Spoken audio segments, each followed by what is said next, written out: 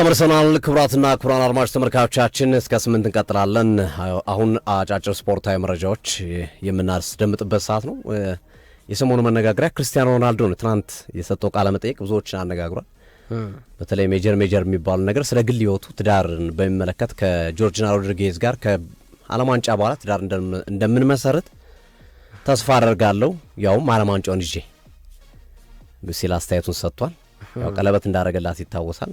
ማሬጅ ወይም ጋብቻው ግን ከዛ በኋላ ይሆናል የሚል አስተያየቱን ሰጥቷል። ከዓለም ዋንጫ ጋር ተያይዞ ህልሜ አይደለም ዓለም ዋንጫ ብሏል። ምን ለማለት እንደፈለገ አልገባኝም። ህልሜ አይደለም ዓለም ዋንጫው 6 እና 7 ጨዋታ ተጫወተ የዓለም ታላቅ የምትባልበት መንገድ የለም የሚል ሐሳብ ሰጥቷል። አንዳንዶቹ ሜሲን ለመንቆር ነው የሚል ሐሳቦች ይሰጣሉ። ሌሎች ደግሞ በሌላ መንገድ ያዩታል። ከአርሰናል ጋር በተያያዘ ፒርስ ሞርጋን የአርሰናል ደጋፊ ነው ታውቃለህ? ፒርስ ሞርጋን አይ ነው እንደውም አንዴ ሰጥቶታል 7 ቁጥር በአርሰናል ማሊያ ያሰርቱ እና ስለ አርሰናል ሲጠይቅ በደንብ ጠበቅ አድርጎ ነው የጠየቀው። አርሰናል እንዴት ነው ሲለው አርሰናል ሊያዘዋውር የነበረ አርሰን ቪንገር ግን ስፖርቲንግ ሊዝበን ከማንቸስተር ዩናይትድ ጋር በነበረ ጨዋታ እነ ጆን ኦሼ ናቸው ፈርጉሰንን ተጭነው እኔ ወደ ማንቸስተር እንድመጣ ያደረጉኝ የሚል አስተያየቱን ካስቀመጠ በኋላ በአሁኑ ሰዓት ላይ አርሰናል ስመለከት ያዝናናኛል ይላል። ፓሽን የለኝም። የፓሽን ማለት ገብቷል አይደል? ደጋፊ አይደለሁም። እሺ የፓሽኔቱኝ የምደግፈው ቡድን አይደለም።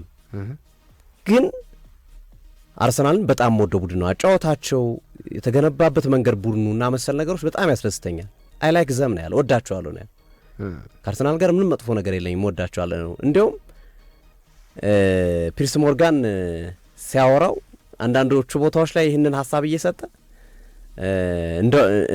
ጥሩ ውሸቶችን ለዋሽ ይችላሉ፣ ግን እንደዋሽ አታድርገኝ ምናምን እያለው ነበረ ሲናገር የነበረው ማለት ነውና አንዳንድ ነገሮችን ስታየው ይሄ ሰውዬ የአርሰናል ደጋፊ ነበር እንደ ክርስቲያኖ ሮናልዶ እንድትል የሚያደርግ አይነት መሽኮርመሞችና ሀሳቦችን ከፒርስ ሞርጋን ጋር ሲያወራ ትመለከትበት ነበር ክርስቲያኖ ሮናልዶ ላይ እና እንዴት ነው የዘንድሮው ውድድር ዓመት ዋንጫው ወዴት የሚሄድ ይመስላል ሲለው ያው ዋንጫው እንግዲህ እንግሊዝ ፕሪሚየር ሊግ አስቸጋሪ ነው ምናምን አለውና ከዛ ሞርጋን በደንብ ጠበቅ አድርጎ ያዘው። አርሰናል ያነሳል አያነሳም? በቃችን ብቻ መልስልኛል። ያነሳል አሉ። አርሰናል ዋንጫውን ያነሳል ብሎ ነው ሀሳቡን ያስቀመጠው። ስለ ዩናይትድ ሲናገር ማንቸስተር ዩናይትድ የልቤ ክለብ ነው። አሁን ላይ ስማርት የሆኑ አመራሮች ያስፈልጉታል ክለቡ። አንዳንድ ተጫዋቾች ደግሞ የክለቡን ታሪክና ክለቡን ምንነት ሳይረዱ እየተጫወቱ ያሉ ተጫዋቾች አሉ። ይሄ ዩናይትድን ወደ መጥፎ መንገድ እየመራ ያለው ሂደት ነው የፈጠረው የሚል አስተያየት ሰጥቷል። እና ማንቸስተር ዩናይትድ ወደ ታላቅነቱ እንዲመለስ እፈልጋለሁ። ያ እንዲሆን ግን ስማርት የሆኑ አመራሮች መምጣት አለባቸው፣ ቡድን የማይመጥኑ ተጫዋቾች መውጣት አለባቸው የሚል አይነት ሀሳብ ሰጥቷልና አርሰናልም ሲያሸንፍ ደስ ይለኛል ብሏል። ማንቸስተር ዩናይትድንም እወዳለሁ ብሏል። እንዴት ነው ነገር አሉት ያስኬዳል? ያው አይ ምንድን ነው ግን ምክንያቱ እኔ ትንሽ እንትኑ ሪዝን አውት ያደረገበት መንገድ ምንድን ነው የሚለው ግራ ጋብቶኛል። አንደኛ ይሄንን ኢንተርቪው መስጠት በዚህ ሰዓት ለምን አስፈለገ? ስለ አርሰናል ወዳጅነትና መሰል ነገሮች ይሄ ነገር ትንሽ እስኪ እንደው አሉት የተረዳው ነገር ካለ የሮናልዶ አድናቂም ስለሆን እንዴ ጨምርበት። ሶፊያው ያው ጥያቄ የለውም እኮ አሁን ዓለም ላይ ስለ አርሰናል ባይወራ ልክ አይደለም፣ መወራት አለበት። ይሄ ኦቬስ ነገር ማለት ኢንሲደንቱ አሁን ሲቲ ተደጋጋሚ ጊዜ ዋንጫ አንስቷል። ስለ ሲቲ ብትጠይቀው አይ ኖርማል ነው እና ስለ አርሰናል መጠየቁ ችግር የለውም። ያው ራሱም ደግሞ ኮንፊደንሻል ሆኖ ተናግረዋል።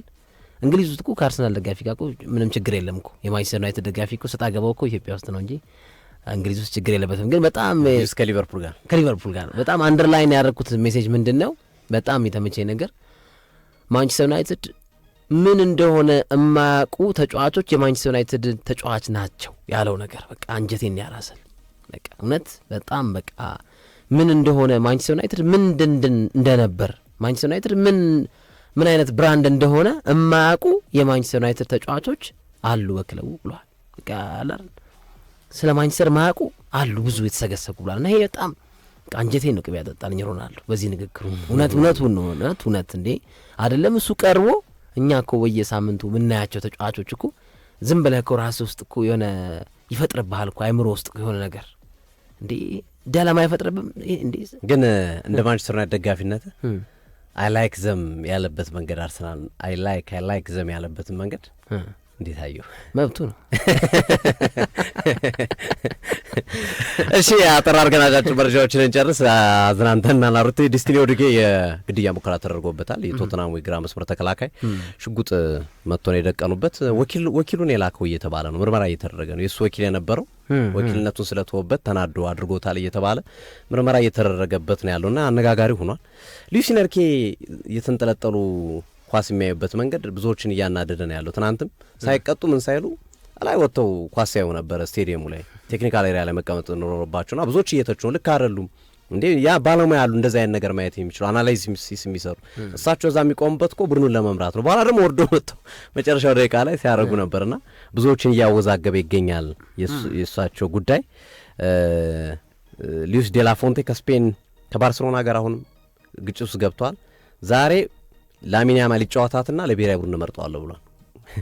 ዛሬ ጫወትና መርጠዋለሁ ማን እንደሚከለክል አይመጣም እንደሚል እናያለን ብሎ ሉዊስ ዴላፎንቴ ከባርሴሎናዎች ጋር ከነ ሃንሲ ፍሊክ ጋር ሰጣ ገባ ውስጥ ገብቷል። እንዲሄድ አይፈልጉም ባርሴሎናዎች። ያው ከነ ጉዳቱ አይደል አሁንም እየተጫወተ ያለው ሙሉ በሙሉ አልዳነም፣ ግን ከተሰለፈና ዛሬ ከተጫወተ የማይመጣበት ምክንያት የለም ሲሉ ሉዊስ ዴላፎንቴ ውዝግብ ውስጥ ስለመግባታቸው የተሰማ ነው። ክርስቲያኖ ሮናልዶ ከ16 ዓመት በታች የፖርቹጋል ሻምፒዮን ሆኗል። አሁንም ባለፈው 15 ዓመት በታች አሁን ደግሞ 16 ዓመት በታች በአባቱ የወጣ ይመስላል። ከወዲሁ በዋንጫዎች እየታጀበ ነው ያለው አሉት።